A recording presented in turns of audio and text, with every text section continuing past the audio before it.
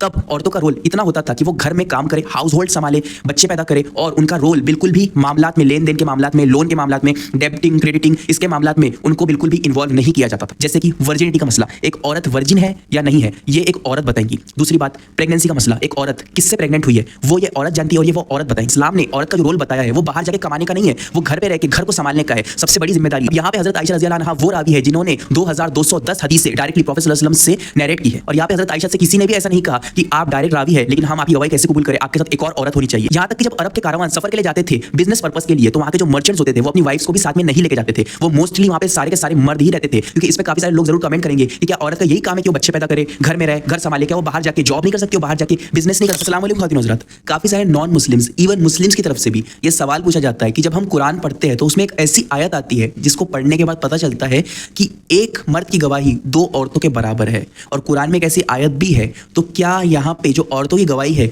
उससे कम वैल्यू दी जा रही है मर्द की गवाही के ऊपर?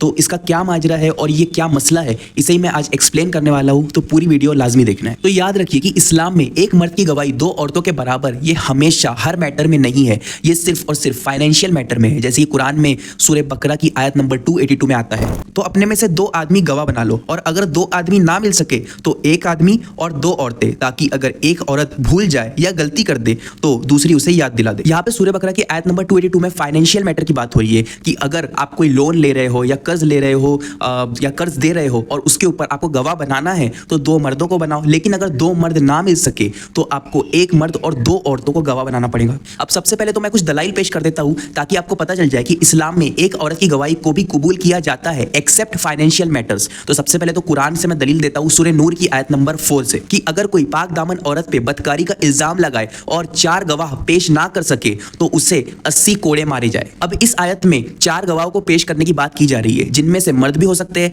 औरतें भी हो सकती है। इस आयत में ऐसा बिल्कुल नहीं लिखा है कि वो चारों मर्द ही होने चाहिए या फिर अगर मर्द ना मिले तो एक मर्द के बजाय दो औरतें होनी चाहिए, ऐसा इस आयत में कुछ भी नहीं है। इस आयत से प्रूफ होता है एक औरत की गवाही एक कबूल की जा सकती है। इससे यह प्रूफ होता है कि एक औरत की गवाही को आधी नहीं माना जाएगा, एक ही माना जाएगा। अब दूसरी दलील ये कि अगर ये मान लिया जाए कि एक औरत की गवाही काफी नहीं है तो काफी सारी हदीसें छूट जाएंगी, क्योंकि ऐसी भी हदीसें हैं जिसकी सिर्फ और सिर्फ जो एक रावी है, जो नैरेटर है, वो एक औरत है। और इसकी सबसे बेस्ट एग्जांपल अगर आपको कोई भी देगा तो वो देगा अम्मी आयशा रजी अल्लाह अन्हा की। हजरत आयशा रजी अल्लाह अन्हा प्रॉफेट सल्लल्लाहु अलैहि वसल्लम की वाइफ है और वो औरत है जिसने औरतों में से सबसे ज्यादा हदीसें नैरेट की है डायरेक्टली प्रॉफेट सल्लल्लाहु अलैहि वसल्लम से। मतलब जो भी प्रॉफेट सल्लल्लाहु अलैहि वसल्लम का कॉल होता था या फिर फेल होता था, अमल होता था, उसकी डायरेक्ट रावी एक औरत है, आयशा रजी अल्लाह अन्हा। अब यहाँ पे हजरत आयशा रजी अल्लाह अन्हा वो रावी है जिन्होंने 2210 हदीसें डायरेक्टली प्रॉफेट सल्लल्लाहु अलैहि वसल्लम से नैरेट की है। और यहाँ पे हजरत आयशा से किसी ने भी ऐसा नहीं कहा कि आप डायरेक्ट रावी है लेकिन हम आपकी गवाही कैसे कबूल करें, आपके साथ एक और औरत होनी चाहिए। बल्कि यहाँ पे तो हुजूर सल्लल्लाहु अलैहि वसल्लम के कॉल का और फेल का मामला था, जो कि मुसलमानों के लिए और इस्लाम के लिए बड़ा अहम है। तीसरी बात ये कि अगर इस्लाम में औरत की गवाही को कमतर और निचले दर्जे की दिखाना होता तो कुरान में ऐसा नहीं आता कि अगर दो मर्द ना मिले तो एक मर्द और दो औरतें। कुरान में यह भी आ सकता था कि अगर दो मर्द ना मिले तो चारों औरतें भी काफी है, लेकिन नहीं, एक मर्द और दो औरतें। अगर दो मर्द ना मिले तो ये रूल है, इसे फॉलो करना बहुत जरूरी है। नहीं तो ऐसे तो कोई मर्द भी बोल सकता था कि क्या मैं एक मर्द काफी नहीं हूं कि मेरे साथ एक और मर्द मिलाना पड़ रहा है, यानी अगर दो मर्द नहीं होंगे तो क्या मेरी गवाही आधी हो जाएंगी? लेकिन कोई मर्द ऐसा तो नहीं बोलता। इसका मतलब यह है कि एक रूल है, ये एक रेगुलेशन है कि एक मर्द और दो औरतें, अगर दो मर्द ना मिल सके तो। अब आप ये तो अच्छे से समझ गए होंगे कि एक मर्द की गवाही दो औरतों की गवाही के बराबर हर मसले में, हर मैटर में नहीं है, ये सिर्फ फाइनेंशियल मैटर में है। लेकिन अब हम ये समझेंगे कि फाइनेंशियल मैटर में भी एक मर्द की गवाही दो औरतों के बराबर क्यों है। इस आयत को बिल्कुल क्लीन एंड क्लियरली समझने के लिए हम 2 इराज, 2 दौर की बात करेंगे, जिसमें हम ये देखेंगे कि औरतों का क्या रोल हुआ करता था। सबसे पहला दौर तो वो जबकि ये आयत रिवील हुई थी, और अब दूसरा दौर ये वाला करंट वाला प्रेजेंट टाइम। तो सबसे पहले तो हम ये समझ लेते हैं जब ये आयत रिवील हुई थी, मतलब 1400 साल पहले अरब में, तब औरतों का रोल क्या हुआ करता था। तब औरतों का रोल इतना होता था कि वो घर में काम करे, हाउस होल्ड संभाले, बच्चे पैदा करे, और उनका रोल बिल्कुल भी मामलात में, लेन देन के मामलात में, लोन के मामलात में, डेब्टिंग, क्रेडिटिंग, इसके मामलात में उनको बिल्कुल भी इन्वॉल्व नहीं किया जाता था। ये सारा का सारा काम मर्दों के जिम्मे होता था। जब वो बिजनेस के लिए भी बाहर जाया करते थे और वहां पे जो बिजनेस पर्सन रहते थे और वहां पे जो मर्चेंट्स रहते थे वो सब एक दूसरे से डील करते थे, सारा लोन का, लिखा पढ़ी का मामला उनके जिम्मे होता था और औरत को इससे कोई लेन देन नहीं रखा जाता था। यहां तक कि जब अरब के कारवान सफर के लिए जाते थे बिजनेस पर्पस के लिए, तो वहां के जो मर्चेंट्स होते थे वो अपनी वाइफ्स को भी साथ में नहीं लेके जाते थे। वो मोस्टली वहां पे सारे के सारे मर्द ही रहते थे, क्योंकि वहां पे सारा काम बिजनेस का था और पहले के जमाने में सारा बिजनेस का काम मर्दों के ही जिम्मे होता था। उस जमाने में जो औरतों का मेन रोल हुआ करता था वो था बच्चे पैदा करना, बच्चों को पढ़ा लिखा के अच्छे से ग्रो करना, उन्हें उन्हें अच्छी तालीम देना और साथ ही साथ घर के मामलात संभालना। हाँ, एक्सेप्शंस हर जगह होती है, इसीलिए कुछ कुछ कारवांस में कुछ औरतें भी होती थी जो कारवां के साथ बाहर जाती थी, सफर पे जाती थी या फिर अपने हस्बैंड के साथ चली जाती थी। लेकिन जनरली और मोस्टली ये रूल बिल्कुल नहीं था, ऐसा हमेशा नहीं होता था, एक कभी कभार की बात थी। और ये बहुत रेयर बात थी कोई औरत अपने हस्बैंड के साथ बिजनेस करने बाहर जाए, क्योंकि सारा का सारा जो लेन देन के मामलात थे, जो बिजनेस के मामलात थे, उसमें जो स्पेशलिटी थी वो सारी की सारी मर्दों की ही हुआ करती थी। तो जब ये आयत उस जमाने में रिवील हुई तो उस जमाने के हिसाब से तो आयत परफेक्टली फिट बैठती है। लेकिन अब हमारा सेकंड पॉइंट कि अगर अब इस जमाने में देखा जाए, जबकि औरतें अकेले सफर भी करती है, आउटडोर बिजनेसेस करती है, जॉब करती है, वर्क करती है, तो क्या इस जमाने के हिसाब से भी, इस जमाने के लिहाज से भी दो औरतों की गवाही एक मर्द के बराबर होंगी? तो इसका जवाब है यस। उसका मैं आपको रीजन बता देता हूं। आज के जमाने में भी फाइनेंशियल मैटर्स में दो औरतों की गवाही एक मर्द के बराबर है। इसके कुछ वैलिड रीजन है। सबसे पहला तो ये कि जो औरत का रोल है हमारी सोसाइटी में वो इस्लाम बताता है। इस्लाम ने औरत का जो रोल बताया है वो बाहर जाके कमाने का नहीं है, वो घर पे रह के घर को संभालने का है। सबसे बड़ी जिम्मेदारी जो बच्चे है, जो बच्चे को पाल पोस के बड़ा करना, ये कितनी बड़ी जिम्मेदारी है, उसको ये जिम्मेदारी दी गई है। और मर्द को ये जिम्मेदारी दी गई है कि वो बाहर जाए, मेहनत मुशक्कत करके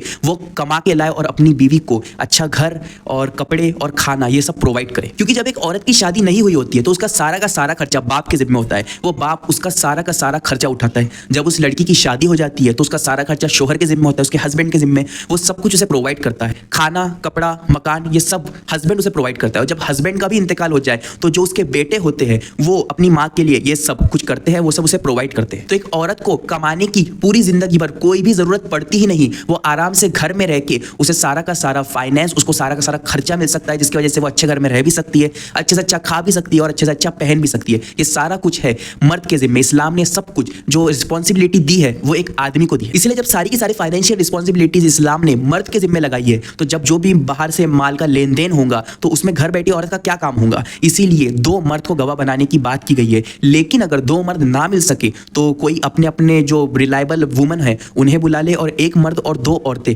गवाह के तौर पे पेश की जा सकती है। और किसी लेडी के घर में रहने या बाहर जाने के टॉपिक को मैं थोड़ा सा और एक्सप्लेन कर देता हूं, क्योंकि इस पे काफी सारे लोग जरूर कमेंट करेंगे कि क्या औरत का यही काम है कि वो बच्चे पैदा करे, घर में रहे, घर संभाले, क्या वो बाहर जाके जॉब नहीं कर सकती, वो बाहर जाके बिजनेस नहीं कर सकती? अब मैं आपको बता देता हूं कि अगर एक औरत बाहर जाती है और काम करती है तो ये खुद एक औरत पे जुल्म है, ये उसके साथ जुल्म है जो कि यूरोपियन सोसाइटीज, वेस्टर्न सोसाइटीज एक औरत के साथ कर भी रही है। ये ऐसा क्यों है ये मैं एक्सप्लेन कर देता हूं। क्योंकि जब एक औरत बाहर जाएंगी बिजनेस करने के लिए, जॉब करने के लिए, वर्क करने के लिए, तो उसे अपने 8 से 12 घंटे सर्व करने पड़ेंगे उस बिजनेस में, उस जॉब में, उस वर्क में। अब वो इतनी थक जाएंगी, जब वो घर आएंगी उसके बच्चे भी होंगे, उसके बच्चे, उनके साथ वो कैसे टाइम स्पेंड करेंगी इतने थके हुई हालत में? वो उन्हें कैसे पालेंगी, पोसेंगी, उन्हें बड़ा करेंगी, उन्हें कैसे तालीम प्रोवाइड करेंगी? क्योंकि जैसे एक औरत बच्चों को संभाल सकती है, किसी भी तरीके से मर्द ऐसे बच्चों को नहीं संभाल सकता। और हो सकता है कि फिर वो औरत प्रेग्नेंट हो, 8-9 महीने उसे उस प्रेगनेंसी की हालत में ही बाहर जाना पड़ रहा है बिजनेस करने के लिए, जॉब करने के लिए। तो इतना सब, और फिर आदमी भी कमा रहा है, औरत भी कमा रहा है, अगर बच्चे घर पे अकेले हैं